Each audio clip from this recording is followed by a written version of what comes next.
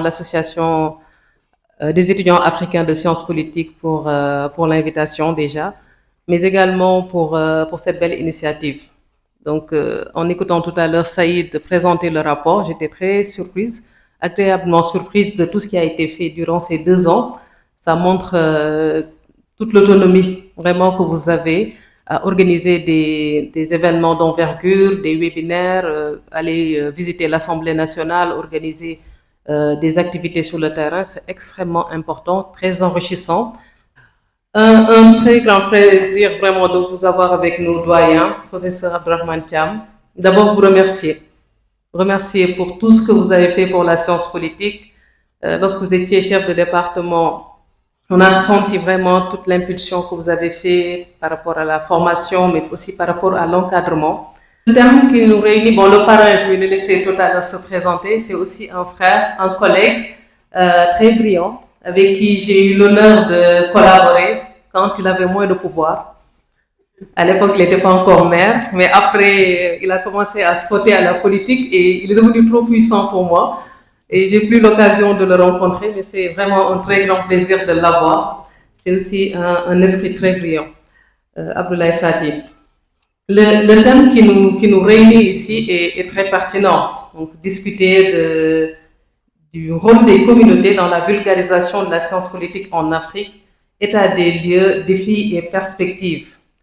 C'est vrai que nous pouvons avoir l'impression que la science politique est souvent cantonnée dans les amphithéâtres, dans les livres, et qu'elle est un petit peu détachée de la société. Et pourtant, vous voyez que la science politique joue un rôle extrêmement important dans l'accompagnement à la transformation de nos sociétés, surtout les sociétés africaines qui sont en pleine transformation démocratique, démographique, etc. Donc, c'est important pour nous de voir comment justement vulgariser la science politique pour que ce rôle-là soit plus visible, soit plus prégnant, pour qu'il puisse bien contribuer au débat public, pour qu'il puisse contribuer, pour qu'il ou qu'elle, la science politique bien sûr, contribuer à l'analyse des politiques publiques, à l'analyse des dynamiques démographiques, etc. Peut-être, professeur, je vais commencer par une petite question. On va aller peut-être sur un modèle assez souple. Hein. Je vais poser juste quelques questions qui vont faire l'objet de débats. Pourquoi la science politique reste encore un petit peu éloignée du grand public, alors que la politique en tant que telle ou les questions politiques occupent une place centrale dans nos sociétés? Madame Awa Doucouré, donc c'est un plaisir partagé d'être sur le même présidium avec vous et Monsieur le maire, Dr Abdoulaye Fati. Donc je pense que je vais d'abord féliciter les étudiants, l'association africaine, donc les étudiants en sciences politiques, mais aussi l'équipe sortante, parce que parler d'assemblée générale, je pense qu'il y a une équipe qui vient de boucler son mandat avec ce que j'ai pu entendre du bilan, a fait beaucoup de choses donc pour le renforcement de notre discipline. Et je voudrais encourager et féliciter la nouvelle équipe donc, qui doit assurer la continuité, comme c'est devenu une institution. Donc ce principe de continuité doit guider l'action de la nouvelle équipe. Et je pense que ça, c'est important. Donc, pour répondre à votre question, je pense que il faut d'abord donc remonter donc depuis les origines pour voir comment la science politique s'est progressivement ou s'institutionnalise progressivement en Afrique, parce que c'est une discipline jeune. Et quand on parle de la science politique, ce qu'il faut d'abord préciser, c'est qu'il y a une laborieuse institutionnalisation de cette discipline qui, au départ, était un peu phagocytée par d'autres disciplines, sœurs, notamment le droit public. Et vous comprendrez que les premiers politistes ont été des juristes publicistes, tels que Maurice Duverger, Georges Burdeau, François Gogol et autres. Donc la plupart qui sont ceux qui ont donc migré dans d'autres aires comme les États-Unis. Ils vont développer les théories et revenir donc avec après. Notamment Maurice Duverger avec sa typologie donc, des partis politiques. Il s'agit de donc Woodrow Wilson, qui était professeur de sciences politiques à l'université de Princeton. Ouais. Et après, il est devenu président donc la plus grande puissance mondiale. Donc, on a souvent oublié que la science politique est une science. Et quand on parle de science, il faut d'abord donc penser à ses fondements. Donc, d'abord, il faut penser à ses objets, sur quoi elle travaille. Donc, les objets de la science politique sont donc diversifiés et évolutifs, pour dire que c'est une science qui suit le mouvement, donc l'évolution de la société, donc elle-même. Ouais. Ensuite, il faut penser à ces concepts et à ces théories. C'est ça qui fait donc une science. Donc, il faut les objets, il faut des concepts, il faut des théories. Mais aussi, si je traverse l'épistémologie donc en sciences politiques, donc ça demande aussi un langage. Donc la science politique a ses objets, a ses théories et concepts, a ses méthodes. Vous voyez? Et à partir de là, on ne peut plus donc contester donc son ancrage donc dans les sciences sociales. Mais aujourd'hui en Afrique, souvent, lorsqu'on ne comprend pas donc sa scientificité, c'est parce qu'elle est une science donc jeune, une science très jeune. Donc, si vous regardez au niveau de l'espace CAMES, la science politique s'est institutionnalisée à partir de 2009, parce qu'avant, dans le concours d'agrégation du CAMES, il y avait la section droit public et sciences politiques.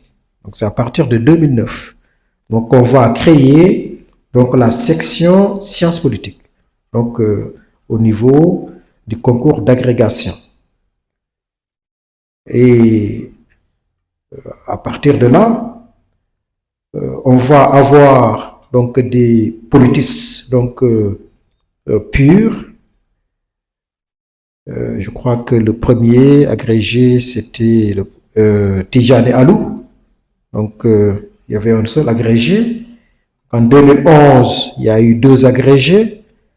Donc professeur Mampendaba et ensuite professeur Nadine Machikou. Vous voyez? Et ça a évolué jusqu'en 2025. Donc, c'est pour dire que ces stéréotypes dirigés contre la science politique sont liés à sa jeunesse, et surtout à sa jeunesse. Mais aussi, il y a cet ancrage donc institutionnel donc qui reste, et ça fait partie d'ailleurs des combats donc à mener dans les facultés donc de droit qui ont souvent donc abrité la science politique. Ouais. Donc ça a été notre combat ici donc à l'UCAD.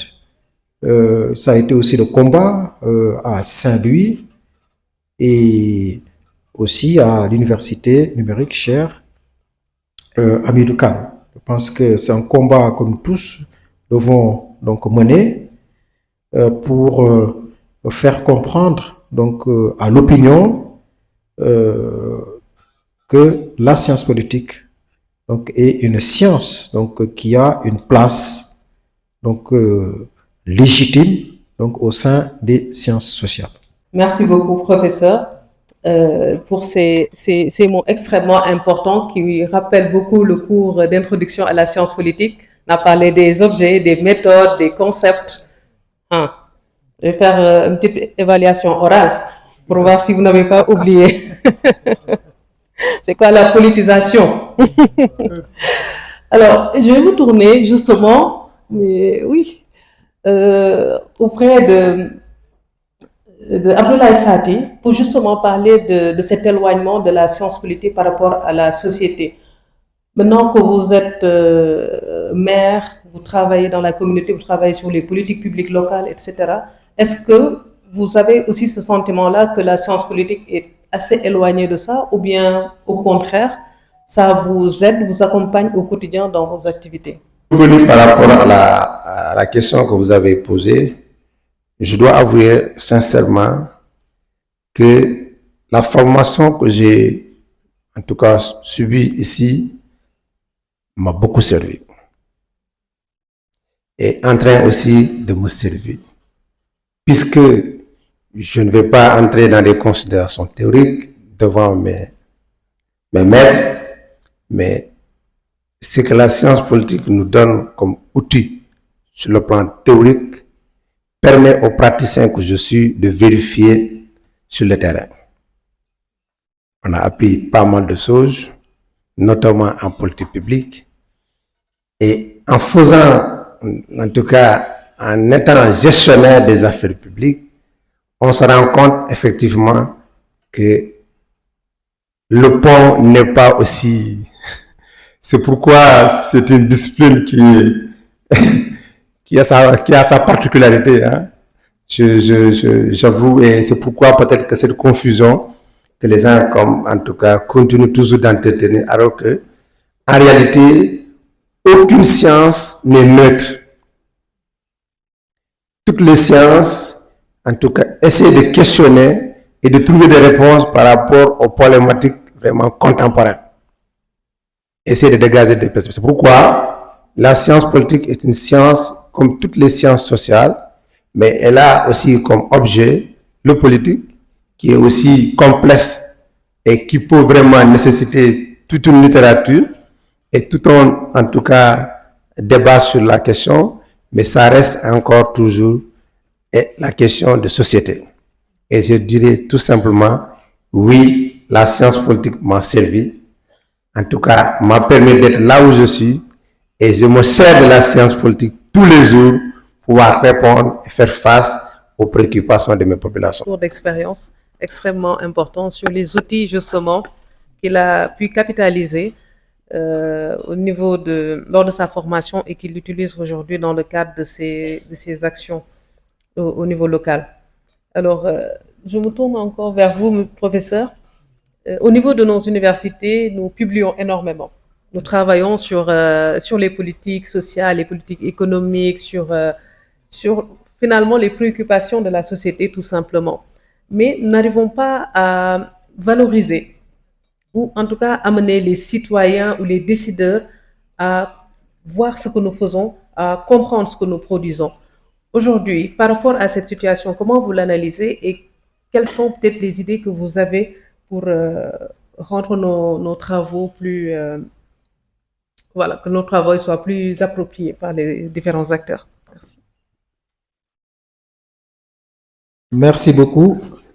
Donc, avant de répondre à la question, je voulais juste ajouter par rapport à l'institutionnalisation de la science politique, précisément c'est surtout au niveau de la publication. Parce que quand on parle de l'université, c'est la recherche. Et la recherche, c'est la publication. Je pense que ce qui manque, en tout cas, surtout, et ça j'en ai échangé avec le professeur Kanté, donc je développerai ces échanges encore avec Madame le chef de département, chers collègues. Donc, ce qui manque, et c'est là où les étudiants nous ont devancés. Donc, il faut créer une communauté, donc l'association sénégalaise de sciences politiques. Donc, on avait mis les jalons donc en place, mais ces temps-ci, on est en train de remuer encore davantage, donc pour que ça soit quand même mis en place. Parce que en novembre, on a accueilli le 18e congrès de l'Association africaine de sciences politiques. Donc, ça devait se tenir au Cameroun, à Yaoundé.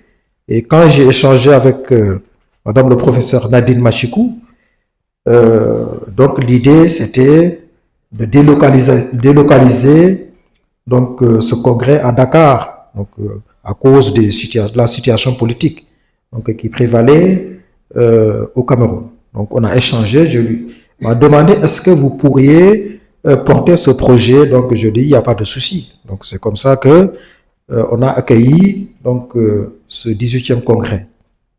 Donc je pense que il faut une revue. Il faut une revue sénégalaise de sciences politiques. Donc pour mieux vulgariser. Si on veut vraiment que les autorités et d'autres sachent donc ce que nous faisons, il faut des espaces déjà de vulgarisation, donc les revues. Il faut un cadre, donc une communauté. Mais il faut aussi développer les manifestations scientifiques, c'est-à-dire les séminaires, les colloques surtout, donc les colloques, sur des thématiques aussi qui intéressent surtout les pouvoirs publics. Je pense que ça aussi c'est important. C'est-à-dire qu'il faut essayer donc d'articuler donc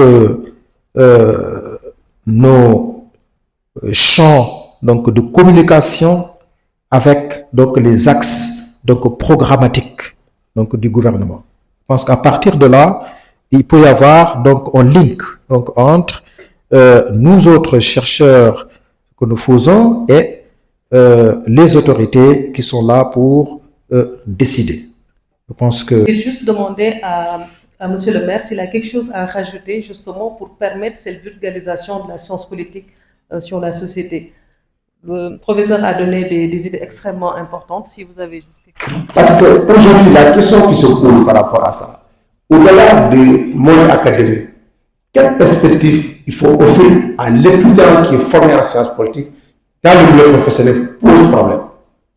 L'ENA est fermé par rapport aux étudiants en sciences politiques. Beaucoup de formats, beaucoup de concours qui sont organisés au Sénégal ne sont pas ouverts aux profils politistes. Si le politique le fait, parce qu'il le fait par voie détournée, mais pas directement. Or, de la même manière qu'on a aujourd'hui le statut de juriste qui est reconnu par les autorités et les décideurs, on doit reconnaître le statut des politistes. Je crois que ce combat, certes, c'est un combat qui doit être mené par les universitaires, mais les étudiants, à travers l'association, aussi bien l'association qui est de l'UCAD, la CESPO, la CSPO, pouvaient mener ce combat. Parce qu'aujourd'hui, on fait face, on est plus maintenant à l'étape de la mobilisation. Je pense que le professeur, cette question est déjà réglée. au niveau de l'université numérique chez Hamidou Kane, il y a un nombre assez conséquent d'étudiants. À l'UQAD, il y en a. À l'UGB, un peu partout maintenant, la question de la massification ne se pose plus. C'est la question de la professionnalisation, à mon sens, qui doit être posée. Et à ce niveau, l'association africaine a un rôle important à jouer. Parce qu'il a si bien dit, les décideurs, souvent, il y a une confusion à leur niveau. Et il nous appartient d'aller vers eux pour les sensibiliser afin de comprendre la quintessence de qu'est-ce que c'est la science politique. En tout cas, comme je l'ai dit, moi je vis au quotidien pour avoir vraiment fréquenté la discipline, faire connaître qu'est-ce que c'est la sociologie des organisations, connaître qu'est-ce que c'est la communication politique, les techniques de négociation en relations internationales, en tout cas, tant d'autres matières que nous avons fréquentées, ça nous a permis de mieux cerner la problématique qui se constitue et être le politique, mais aussi aussi la politique. Donc les deux vont de pair. Mais vraiment, je considère que j'ai prévu, peut-être qu'il y a un petit discours qu'on a prévu. Complément d'information, vous avez raison, la professionnalisation. Beaucoup se réclament politistes ou politologues au niveau de la presse. Finalement, ça crée des confusions. Ils ne savent plus différencier le vrai politiste, voilà, le spécialiste de sciences politiques ou celui qui s'intéresse tout simplement à l'actualité politique. Donc, bon, nous avons dépassé les 35 minutes, je pense. Je pense que les étudiants ont beaucoup de questions à vous poser. On va laisser la parole aux